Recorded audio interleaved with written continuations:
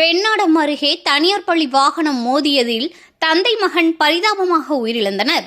கடலூர் மாவட்டம் பெண்ணாடம் அருகே செயல்பட்டு வரும் தனியார் பள்ளி வாகனம் மாணவர்களை அழைத்து வருவதற்காக திருமலை அகரம் கிராம பகுதியில் சென்று கொண்டிருந்த பொழுது திருமலை அகரம் கிராமத்தை சேர்ந்த மதியழகன் மற்றும் அவரது மகன் மனோஜ் ஆகிய இருவரும் இருசக்கர வாகனத்தில் வந்தவர்கள் மீது பள்ளி வாகனம் மோதியதில் படுகாயமடைந்தனர்.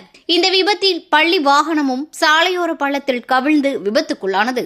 விபத்தில் படுகாயமடைந்த மதியழகன் மற்றும் மனோஜ் ஆகிய இருவரையும் அப்பகுதி மக்கள் மீட்டு சிகிச்சைக்காக திட்டக்குடி அரசு மருத்துவமனைக்கு அனுப்பி வைத்தனர். அங்கு சிகிச்சை பலனின்றி இருவரும் உயிரிழந்தனர். விபத்து குறித்து பெண்ணாடம் போலீசார் விசாரணை நடத்தி வருகின்றனர்.